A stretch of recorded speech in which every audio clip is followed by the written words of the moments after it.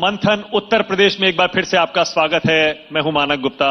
एक एक करके सारी हस्तियां आ रही हैं उत्तर प्रदेश चुनाव से जुड़ी हुई इसी मंच पर, और उसी कड़ी में अब जो शख्स मेरे साथ मौजूद हैं उन्हें दलित यूथ आइकॉन कहा जाता है, चंद्रशेखर आजाद रावण।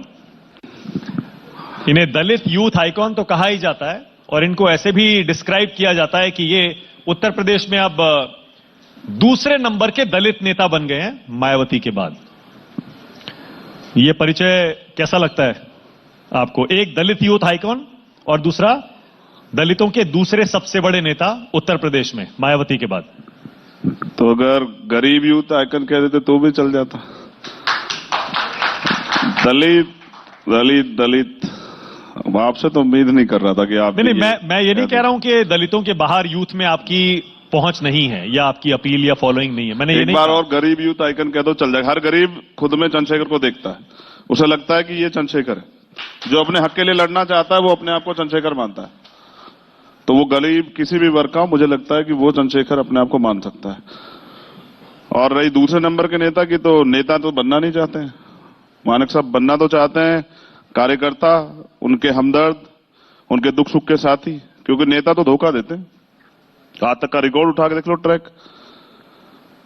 90% लोग राजनीति में इस चमक धमक के साथ आ रही हैं सोच के कि पैसा मिल जाएगा, पावर मिल जाएगी, पद मिल जाएगा, गाड़ी हो जाएगी, बंगला हो जाएगा, फार्म हाउस बन जाएगा।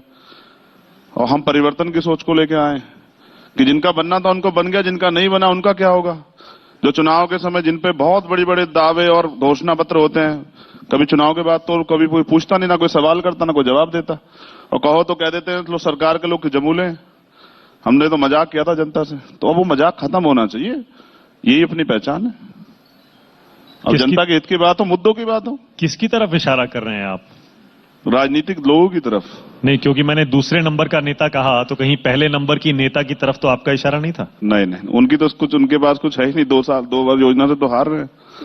जो सरकार में उनके लिए मैं क्या कह दूं, जो सरकार में उनके लिए कह रहा हूं।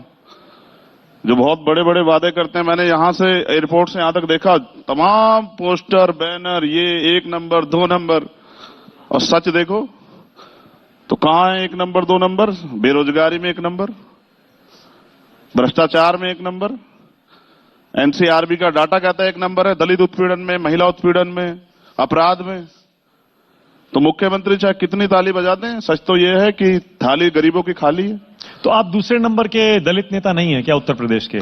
बहुजन पहले नंबर के कहूं तो कैसा लगेगा? अरे मत कहो, नेता मत कहो, आप कहो कि आप सबसे ज्यादा लड़ने वाले हो। और देखो कितनी लड़ाई उठा के देखो,